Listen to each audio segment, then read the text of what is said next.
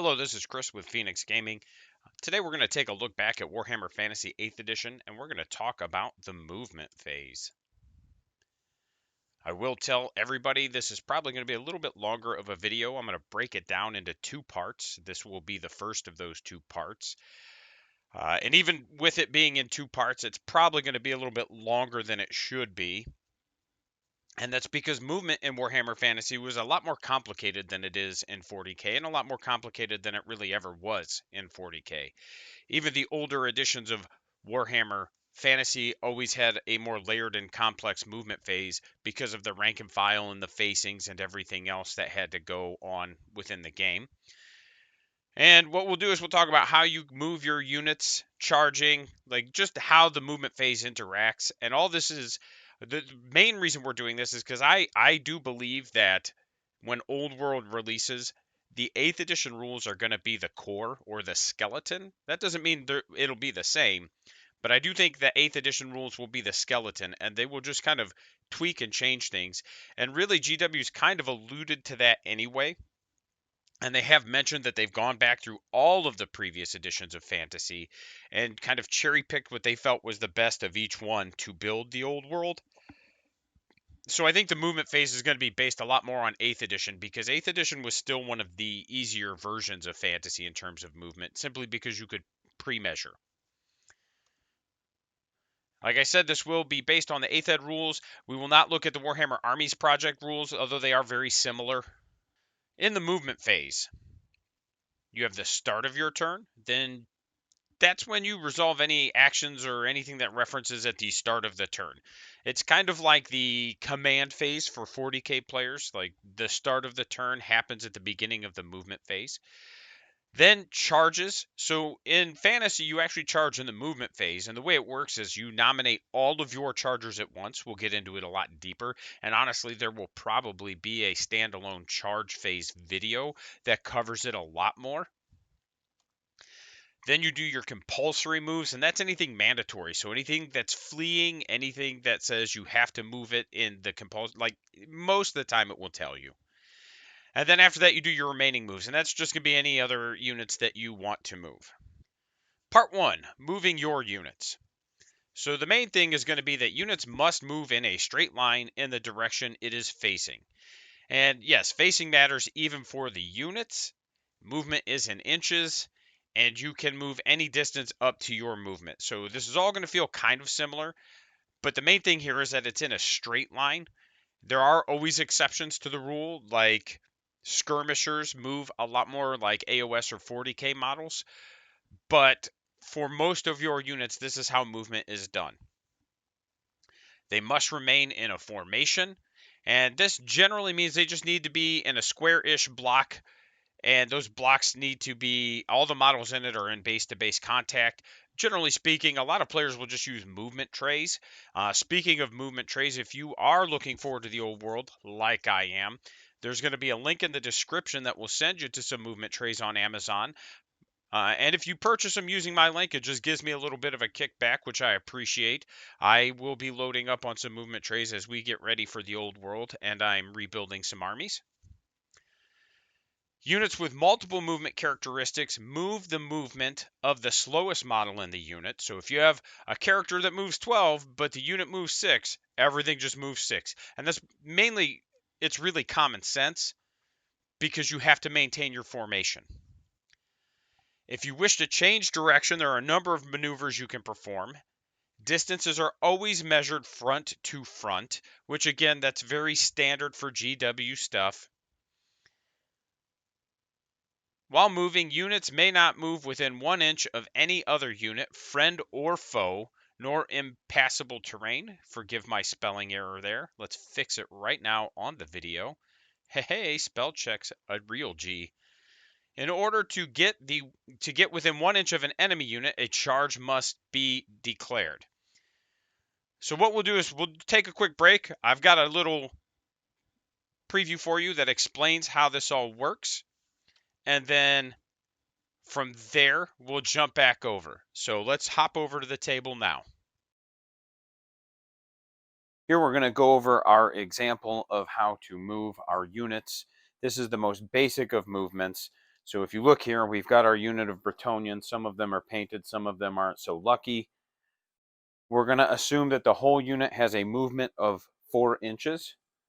They have to go in a straight line, and they have to move to the front for your most basic movement. And as you can see, they're all facing that way. So you'll take your tape measure and you're going to measure front to front, just like in 40K. And you're just going to boop. And if you've got movement trays and stuff, that will also make this a lot quicker and easier. I don't right now, but I will. So you'll just do that. Then you just move them all up, maintaining your formation. And all the formation is just a square.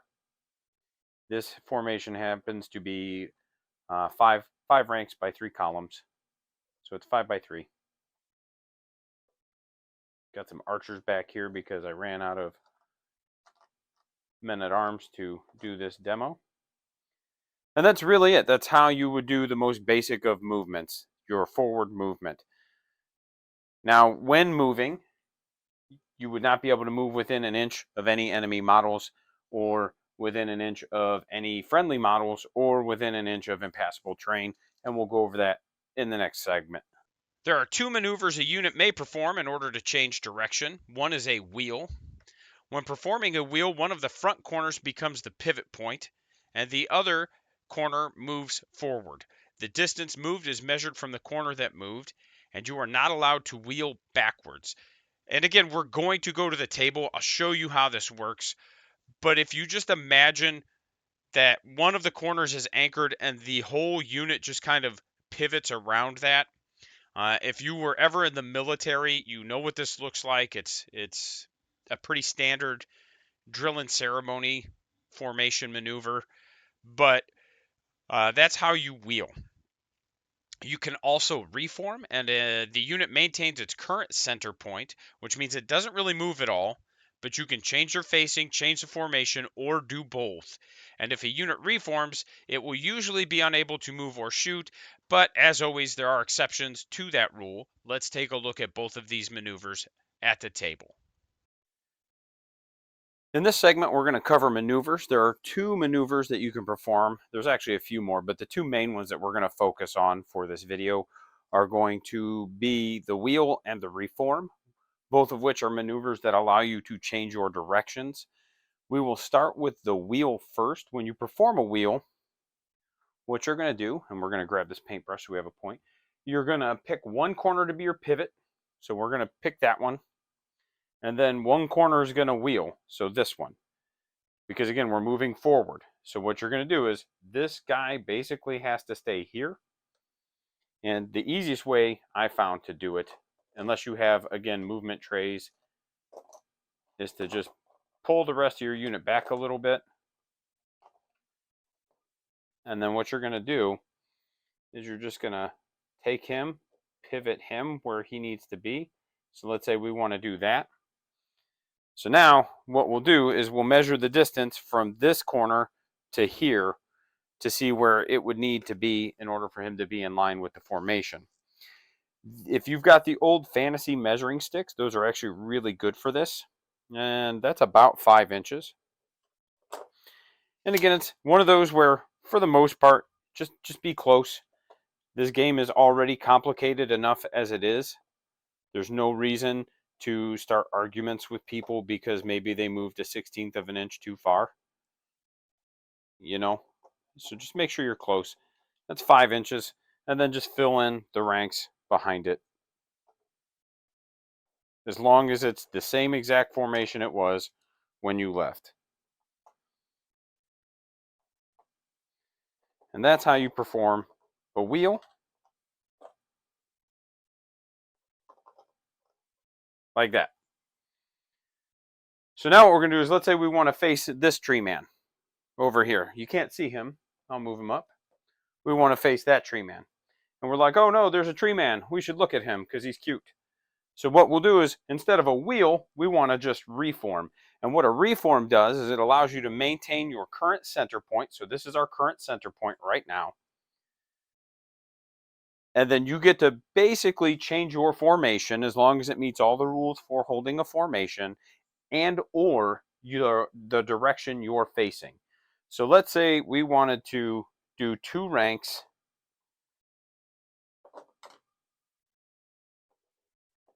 We would just rotate, and again, and let's say we wanted to do it like this for whatever reason. Doesn't matter.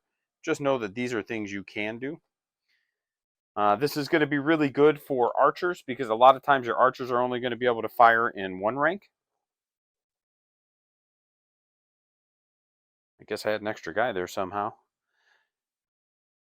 But this is going to be really good for, because there were 15 in the unit. So he would actually go in the back is how that would work. So this is going to be really good for archers because normally it can only fire in 1 rank. And 2 ranks, if you're on a hill, there's some different situations. Certain things can fire in 2 ranks. So it'll let you take your brick of archers and really shrink them and widen them so that you can maximize the amount of fire coming out. It'll also shrink your flanks to make it harder for enemy units to charge them. So there's a lot of reasons to have smaller formations. There's also a lot of reasons to have larger formations. But that will cover the reform. Those are the 2 main maneuvers that we will be looking at in the movement phase, and that is how you perform them. And if you do a reform, it does count as both your movement and your shooting. So if you reform, you can't move again, and you won't be able to shoot unless you have a special rule that says otherwise. Then we move into the start of turn. And this is for resolving anything that happens at the start of the turn, such as testing for animosity, things like that. And really, it's a good chance to just kind of clean the board state. So if you have any random dice, you can make sure all your casualty models have been pulled off the table and just kind of cleaning up the table state so that you can start your turn. That is a good time for it. From there, we go to charges. All units that wish to charge must do so here. All charges are declared one at a time, with reactions being declared as charges are. The charge rolls are made after all charges are declared and reactions are resolved. So I'm going to give you a brief overview of what the heck that even means, and then we'll kind of move on and come back to it later. What that means is if I know I want to charge with 5 units, the first thing I do is say I'm going to charge with unit number 1, and I'm going to charge against this unit. And then my opponent says, okay, I have a list of reactions that I can do. Here's the reaction I'm going to do. My opponent resolves their reaction. I put a token next to my charge unit to show that it's been declared as a charger. They put a token or whatever next to their unit, whatever. Then I move to unit number 2. I declare the charge. He declares reactions, etc. Then 3, then 4, and so on. Once all 5 of my units have declared their charge and my opponent has declared their reactions, then I go back through and I roll all the charges one at a time to see if they make it.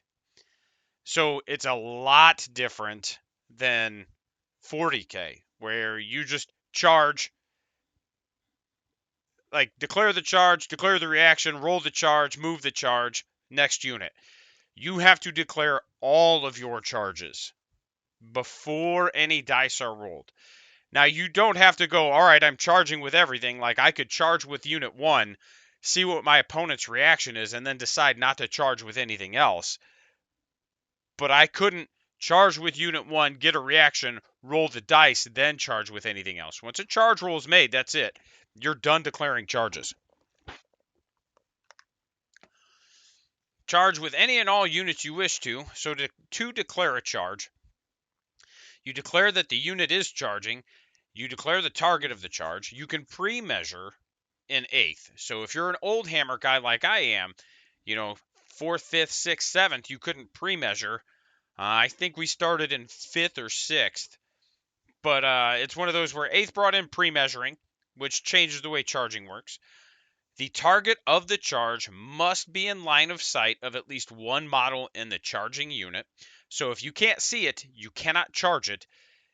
And that's important because, again, that's a big difference from 40K. The target unit must be at least partially in the charging unit's front arc. And we'll cover what front arc is, but if you just imagine the center, like the center of the unit, 45 degrees out to the front is their their front arc. So it's like 45 degrees corner to corner from the front arc. But again, we'll cover that later. The target, blah, blah, blah, blah, blah. Charge reactions are then declared, which we're going to cover next. The charge is resolved. Once you've done that with all your chargers, your charge rolls are 2d6 plus your movement. So you can actually gain a lot of ground from charging in fantasy, but a lot of your units move a lot slower. So it takes a little longer to get into position, but once you're in position, you can cover a lot more ground. Your charge must be able to end in base contact with the enemy unit. If the charge is failed, you must move a number of inches equal to the highest die rolled, and it must be towards the target of the charge by the most direct route, wheeling around enemies and terrain as needed.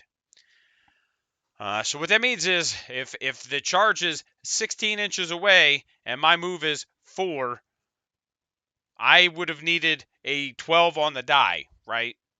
Because 12 plus 12, or 12 plus 4 is 16. Now, if I roll a 5 and a 4, that's a failed charge. So my unit must move 5 inches towards the target of the charge as directly as possible. You cannot declare an impossible charge. So if it's out of line of sight, if there's an intervening unit, any reason at all that the charge is technically impossible, you cannot declare it in the hopes of failing it and then getting extra movement. Okay, for this charge, what we're going to do is we're going to look at these Bretonians and we're going to declare them as the chargers. Now, they can only declare things that are in their front arc, and the way to look is just the corners of your front models in your formation.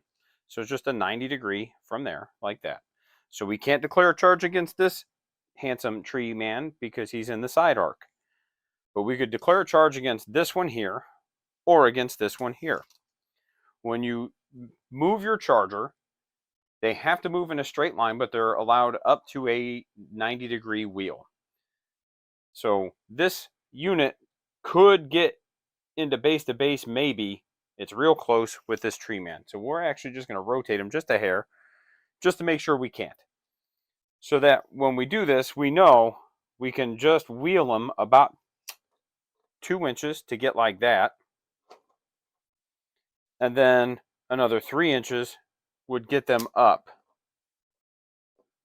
And then what'll happen is once you close that distance and you make your charge, you're allowed another wheel to maximize how many units or models could get into combat. So really all that means is you're just going to move in, close the gap.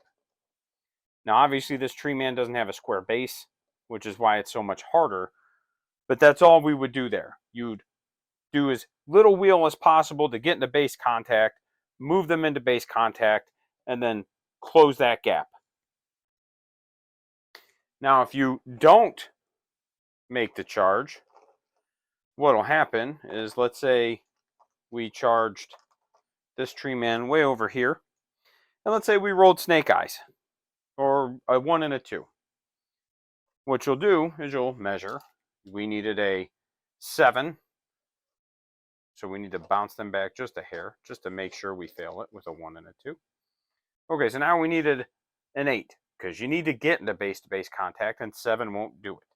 So you roll a 1 and a 2, so what you'll do is you'll move a number of inches equal to the larger die roll. So they'll just roll or move 2 inches up, and then that's it. They're done. And they still count as having made a charge move, so all your normal restrictions for units that made a charge move are applied. And then you're kind of stuck. This can be a really bad situation if you fail a charge. We're not going to worry about moving these. Because now the tree man doesn't have to do anything. He can just come hit your side flank here. You're now closer to this tree man. He can come smack you in the front. Like, you've made it an almost impossible to fail charge here, and you've made it an impossible to fail charge here, and it's in your flank, which is even worse, which we'll cover in a later video. Charge reactions. A unit may do one of the following. So anytime I declare a charge against you, you get to do one of the following. You can either hold. If a unit holds, they stand fast and receive the charge. A unit that is already in close combat may only hold.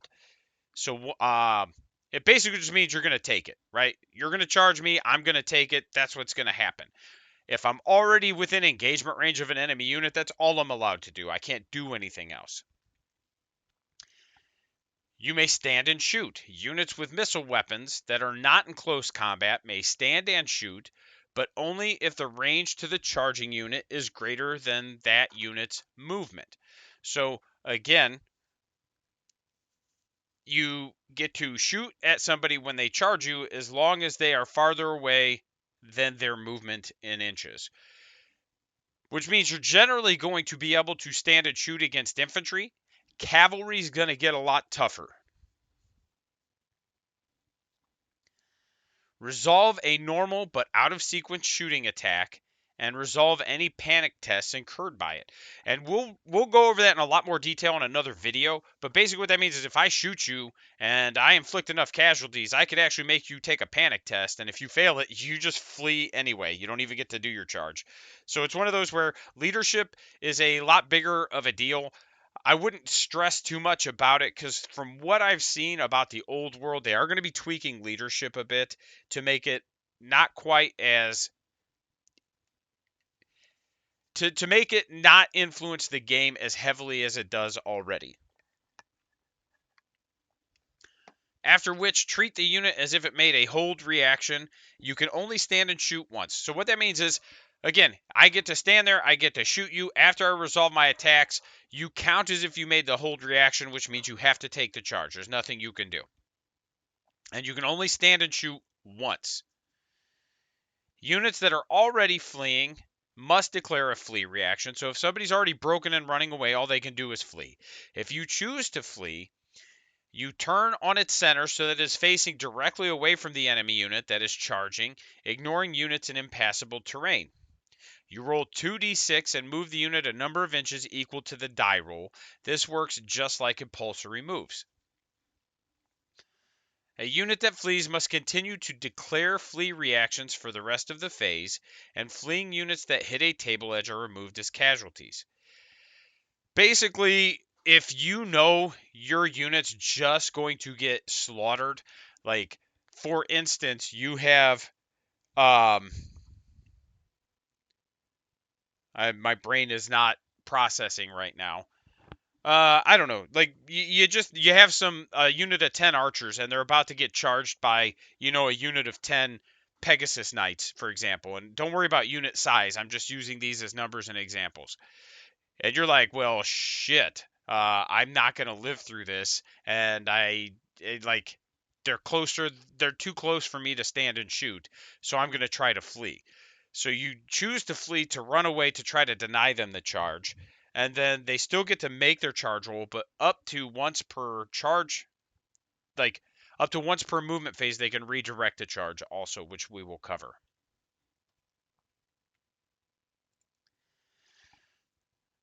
So if the target of the charge declares a flee reaction, the charging unit now may either attempt to complete the charge against the fleeing unit or make a leadership test to charge a different unit. If the test is passed, you can charge a different target. However, that target may still flee. In addition, you may only redirect once per charging unit. So it's not once per movement phase, it's once per charging unit. And if the test is failed, you must attempt the charge against the original unit. So it's one of those where your opponent might throw something up there to bait your charge and then flee back in the hopes of you failing that charge and having to move forward and get yourself out of position. So there's a lot of reasons to consider doing this. Successful chargers move into base-to-base contact with the enemy. They must move directly forward but are permitted a single wheel of up to 90 degrees as they move. Once contact is made, the whole formation wheels an unlimited amount in order to get as many units in contact as possible. Units that failed their charge move forward a number of inches equal to the largest die roll on the charge, which we already covered. And basically, all this means is Like if you charge and one of your models hits the corner base of another model, and then there's a big gap between the rest of the unit and your target unit, you just get to close that gap. That's all it means. Here we're going to talk about charging. Charging is actually a little bit different than you're used to because you actually have to declare all your charges and then your reactions, etc. But you'll do them one at a time. So what'll happen is, let's say I'm going to charge with my tree men into the Bretonians. I might charge with this tree man first. I'm going to say, hey, I'm going to charge these Bretonians. And then you're going to say, okay, here's how I'm going to react. I'm going to flee, or I'm going to this, or I'm going to that. Doesn't really matter. You got flee, you've got hold, and you've got, if you have bows, you can shoot your bows and make ranged attacks. You'll have some options. You pick one, and that's what happens. So he would charge, they would react. He would charge, they would react. He would charge, they would react. And then you roll your charge rolls, is how that would go.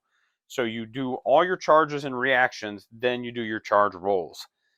And why that's important is because if I charge here and they hold, and then I charge here and they hold, but then I charge here and they flee, they'll actually get to run away from all of my models.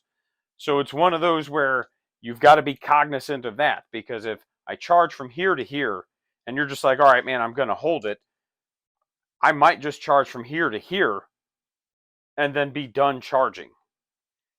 Because then what will happen is you'll roll 2 dice and you'll add your movement. So this guy will get a 9 plus his movement. He would come in. This guy would do the same over here. He would come in. And then that would allow me to get those charges. Whereas if I did it the other way, if I charge here, you could be like, all right, I'm going to flee. Well, then they would get, I rolled an 8. You can't see it, but they would get 8 inches of movement. And that 8 inches of movement, they would just turn, face away from him, and then move 8 and potentially pull things out of the ability to charge. Because in order to charge something, it has to be at least partially in your front arc, which these would be, obviously, and line of sight, which these would be. So it's just one of those where keep that in mind. The other thing to keep in mind is once you flee, that's all you can do. So if I charge here first, knowing that my opponent's gonna flee, they'll move their 5 inches, but then I can charge here, and then they get to, all they can do now is flee. That's it. They got a 2, but then they'd have to move away from him, which makes it closer to him, and then I could just boom, boom, boom, and use that to kind of bounce them away from me or down the table. So once something flees, that's all they get to do for the rest of that charge segment, and you can use that to your advantage as well. I just wanted to touch on that real quick. There's a lot more going on. We'll cover in more detail later. I think movement and charging will all get their own even more intricate video than this one. If you have questions, put them in the comments. This is what we're going to cover in the first movement phase video. Like I said, it's pretty complex. It's going to take 2 to 3, but I think we can do it in 2. This one's a little long, but it's not too bad. I've done a pretty good job of trying to keep my video length down lately. And then I will say, this has always been my favorite GW game, and I really look forward to the old world coming back. And honestly, the hype of the old world, even if the game is bad, it just has reinvigorated my desire to even just play 8th ed fantasy. So that may be where I end up kind of digging in. If I get into the old world and I'm like, this is terrible, or if GW just stops supporting it relatively quickly, then I think I still probably keep playing 8th ed as I can. So big shout out to the Immortals, Captain Too Tall, the real Donnie G, Lord Wellingstone, and Daniel Bodecker. You guys are awesome. I appreciate you. Your support allows me to continue running events. Speaking of events, I have a December doubles tournament coming up that I will be hosting with Got Game in Plymouth, Indiana. So if you are in Plymouth, Indiana, and you have some wargaming needs, I'm not being paid to sponsor them. I'm just letting you know. The owners are fantastic people. I have enjoyed working with them, and it's a really good store with a really good community. And I am very appreciative to be able to work with them and be a part of their community. So, big shout out to everybody there. Thanks for watching. Links on the page, links in the description. Reminder, there's going to be some movement tray Amazon links in the description. And then, bam, that's it. Thank you.